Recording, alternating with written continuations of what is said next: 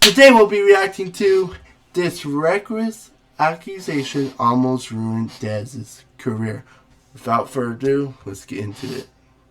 And I see them down there, and I hear the guy take the mic about, if you're going to tell a joke, at least make it funny. I didn't even get the joke or whatever. And then we went to an intermission. I go down to the bathroom. As I walk in the bathroom, I hear somebody come in and go, yo, that bitch. Well, I'm going to knock her fucking teeth out. How's she going to suck with no teeth? And I was like, oh my God. I thought it was a bit. And I was coming out of the bathroom, and I was like, yo, man, are you okay? Like, you good? And he looked at me like this. And his friend goes, oh, man, he's just from New York. Yeah, this is very disgusting, and it's actually racist. If you haven't yet already, go ahead and hit that subscribe button. It goes a long way for the channel. Now, back into the content. The Streamer Awards was filled with so much mess that I had to double. Why is there cap? This is such weak captions. Back at this one, it's actually a triple back on a video about the aftermath. Now, if you watched my last video, you know that I covered the racial undertones in the jokes that were going on during the Streamer Awards, specifically made by the host, whether it be QT Cinderella or famously Fan for the Kai Cenat P. Diddy joke. Broke the record for the most expensive haircut and the least educational university. So congratulations to you. Oh, and also congrats on your new documentary with 50 Cent. That was you, right? Secondhand cringe is absolutely real. Now, after that, we know that one of Kai Cenat's closest friends, Ty Lil, took the mic, said that, hey, this joke was not funny. If you're gonna tell a joke, it should be actually funny. If you all gonna be on the mic making jokes, at least let it be funny. And once everyone came back home from the actual event itself, people had so many thoughts. People had so many think pieces. People gave their perspective about the awards, the celebrities, the thought process on the voting, the India Love situation, the Kai Cenat situation. But there was one guy who made an extreme claim. A claim so extreme, a claim so prejudiced, and a claim that was so baseless that it almost ruined somebody's career. This clown, better known as the Stock Guy, is a streamer on Twitch who goes through stocks, etc., etc. Somehow, he got invited to this year's Streamer Awards. You know, maybe he's... By the way, the video we watched with Omizi earlier, some streamers were upset that they weren't getting invites. Will's Pose example, who should definitely be in there, talking about his rig. He wasn't, and a guy who does stocks shows up.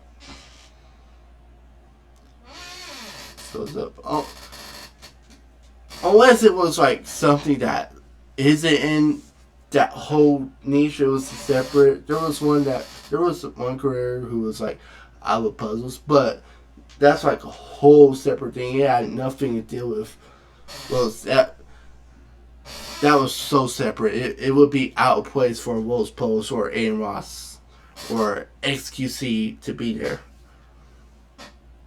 there. So it makes sense. You feel me? And plus, she was nominated. Shout out to her.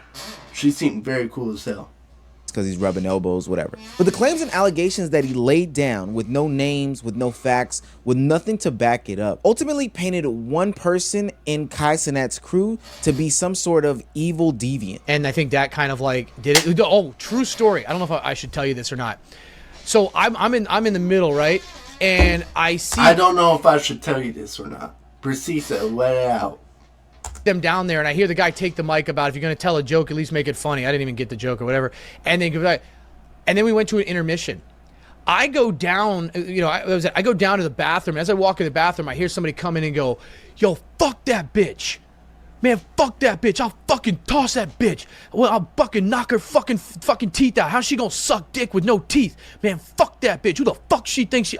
And I was like, oh my God. Now, this is a heavy, bold claim that he laid out. He claims that the guy then follows up by saying some sort of sexual assault comments about Fan, and then proceeds to not name drop the person, but say that he is from New York. And there's so many problems with the way that he went about this whole entire situation. First and foremost, if you think this was real, tell somebody. In that same clip, he goes on to talk about what happened after they had left the bathroom. And to be honest with you, it's not a good enough answer. It's not a good enough reason. You claim that there were threats on somebody's life, yet you did nothing. Like, normally it's none of my business and I don't get involved in it, but I'm thinking to myself, do I need to talk to somebody? Like, is this dude like just doing that? Yes. And then I realize we're also at a Streamer Awards and his boys are around. So I'm like, I gotta keep an eye on this shit. Like, he'll probably cool down through the night, but this dude really lost his shit. Yes, tell somebody. Like, I thought it was a bit, but then in the bathroom, this dude's straight up talking about how he wants to fucking beat her up, like break her fucking teeth in, and like, and then like, you know, obviously saying some shit, like talking about beating the shit, like actually physically beating her, and then moved on to like actual SA shit with her. And I'm like, this dude is like taking this shit too far. So like, I was like, I'm gonna keep an eye on this dude. If he like doesn't cool down, I'm gonna have to go talk to somebody, because like, that's just like, I get that you're talking in front of your boys, but you can't say that shit. You felt as if you could stop them or something like that. What if he didn't calm down? If you truly and genuinely believe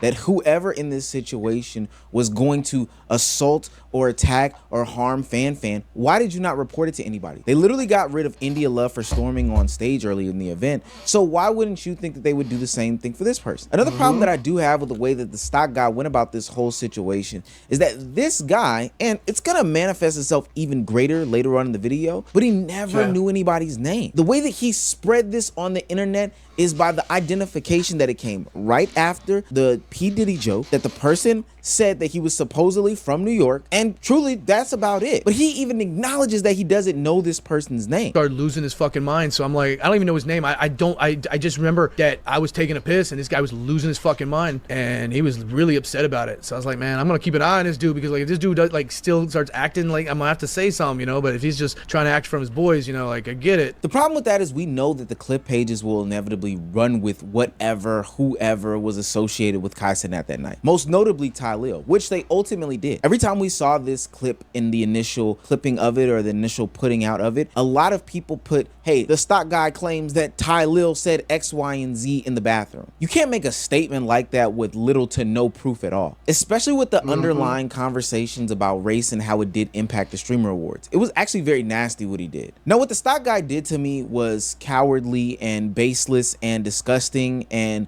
honestly harmful. He claims that he knows Fan and he really rocks with her heavy, so he was attempting to protect her. But if there was somebody that was truly there looking to harm her, why would you not warn anybody? He knows how the internet works. He knows how people run with these narratives. And I'm gonna keep it 100 with you. Specifically for the black content creators on the app, it is not very friendly. The Clover Boys, a collection of content creators that consist of Kai Cenat's friend, already have really bad raps on the internet. Most of them in regards to their ideologies or them not taking content seriously or them destroying the culture with their brain rot. But to put the allegations that they are physically violent and harmful to the internet, it's disgusting. It's disgusting as fuck. But because this is the internet, we do get the opportunity. Because guess what? It pretty much confirms everyone's suspicions. To clear this up, Ty Lil took to the internet and said, hey, this is all false. This is not true. I wasn't even in the bathroom and he is a liar. He was not talking about me. Move on, because I ain't gonna lie. First of all, me and Dezz was never even in. I went to the bathroom one time, and me and Dezz was never even in the bathroom with each other. So y'all saying two names that it's no correlation, because me and him wasn't in the bathroom with each other, and I didn't even speak about that situation. And I went to the bathroom before that even happened. I'm not even gonna shine any lighter. And this is why I'm frustrated as hell as what the stock guy did. You created an internet witch hunt. So then after Ty Lil went ahead and said, hey, this wasn't me, clean this statement up, the clip pages went for a witch hunt for Dezz. One, because it's the only other logical answer in this situation for trying to find who to crucify. And two, because you, the stock guy, went in your Discord and did a confirmation, a 99% sure confirmation that it was him. And it doesn't escape me the tweet that you decided to link to your Discord in order to claim that it was Dezz in the situation. You went and found random black New Yorker who was saying something aggressive about Kai Cenat and Fan and decided that was the video that you were gonna drop in the Discord. Streamer, you? 10,000. A nigga play with my man Kai Cenat, I'm gonna play with they fucking life.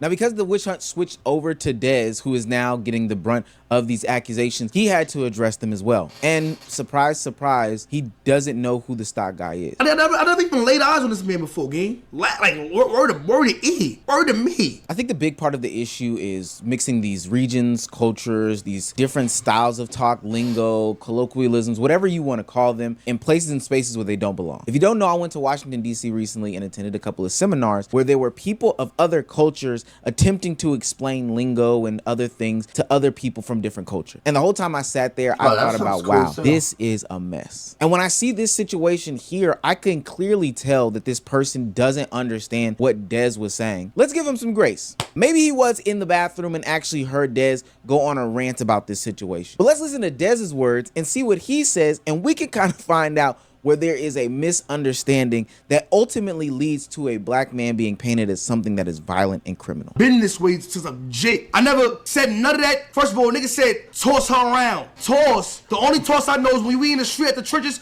we toss back at niggas. Like, my niggas, my niggas toss at niggas. I'm not tossing nobody, especially a fucking female. If I toss anybody, a female is gonna be in the fucking bed. She'll get overly yarded. I'm not putting my hand on nobody over no fucking statement. We didn't get hands put on us. But what happened was, a person made a statement. What happened was, baby, let's say I go to the bathroom. I was in the bathroom and I say, yo, gang, she was dick riding my man Castanet. She sucked Kai dick. And I said, verbatim, to Ralphie. I said, bro, she sucked Kai dick with teeth. Bad bitches don't use teeth when they giving the sloppy toppy. Now, I think those statements are wild in themselves, but that is New York lingo. And I understand that as somebody who is a part of the community. I'm not from New York, but from what I hear about New Yorkers, yeah, it's that lingo. Part of the culture. Reel it back in. But Dezz, as he said in these clips, is a young dude. Like, this is the way he talks. And I can't fault him for that. And so this misunderstanding of regional speak happened. It's fine. literally where you're from, bro. But there's no way that you, as a streamer, the stock guy, knows that he doesn't even know the full scope, full spectrum as to what happened. Knows that he can't even fully say what happened on stream. Knows that he's not going to say these things verbatim. And then goes onto the internet and says this, I don't know, this fake me out, half truth, half lie, concocted story about the situation without any proof and without any backing, and think that you were going to be able to just skate by with it. That's dangerous, gang. Interpreting the phrase suck my dick or she was sucking somebody else's dick as a physical act of violence is wild to me. And obviously he was gonna face some sort of backlash. The next time that he hopped on stream, he talked about situations where people were flooding his chats, flooding his DMs, hitting him with threats of violence, death threats, all these other things. Now, I don't condone those things. I'm getting death threats. I have people saying, oh, I heard that you live in Delaware now, we gonna find you. Shit like, better not show up to the next TwitchCon. Fucker, I mean, it's in Europe, you can't afford to go. We gonna murk your ass and shit. I'm like, you know what, fuck, dude, shut the fuck up, bro. Listen, you gotta get up for school in the morning. Just turn off the phone, okay? Now, I don't condone any of the threats of violence that happened to the stock guy at all. But listening to this video and listening to his minimization of his responsibilities in these events is honestly disgusting and distasteful. Even in his further explanation, he says that one of the comments said that he should have put a name out there, which I think is very fair criticism. But what he says to follow it just does not fly with me. And again, it's him skating his way through the accountability Olympics. Put a name out there, you pussy. If I'm not 100, and I mean 100% sure of exactly who somebody is, because I didn't know any of these people before, I still don't know them, I'm not gonna say something if I'm not 100% sure. So you aren't 100% sure. Why do you still drop the info? Oh, I won't drop a name because I'm not 100% sure, but I think he did this and that and that and that. Because if I put what happened to the wrong person, even if there's a 1% chance, then I'm a fucking pussy. Then I'm a piece of shit. You know why? Because now you're actually dragging somebody who might not be real, putting something and attaching it to their name from your mouth to them. And that's worse than anything else. If you're not 100, and I mean 100% sure exactly who it was to a T, you don't do that thing. Because if you're wrong, that's the fucked up part. So then why in your Discord, which I knew you thought was a private server, did you say that you were 99% sure that it was Dezz? I guess you didn't technically throw a name out there, but you went ahead and attached a clip depicting one of Kai Cenat's friends.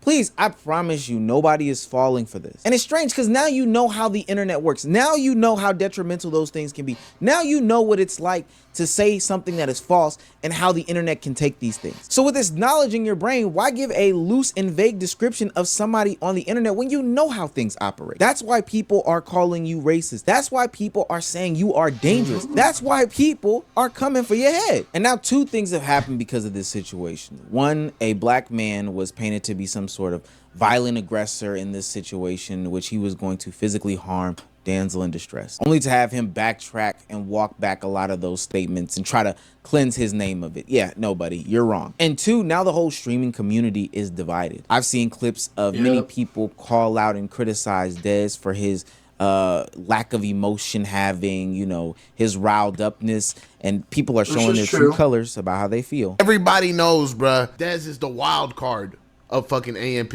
That's the worst fucking member of AMP, bro. He's the most hot-headed. He's the most reactive. When you're a liability and you always crash out and you make the squad look bad, bro, people move on. Like, bro, at the size of Kai and the people in their group, dude, it's a no-brainer. But ultimately, I think DDG kind of said it best. Everybody's fighting right now in the streaming community, and to be honest with you, a big portion of it is the clip page's fault. So you telling me all this beef is happening from a nigga that's trading stocks? You see what happens to the black community, man? We let a nigga that's trading stocks make us fight against each other. The way that they are able to just say whatever because they're backed by whoever and there's no real way of tracking them is honestly disgusting. But that's a bigger part for a different video. Stock guy, get it together. So around 2 months ago, yeah. It's falling down right out of December.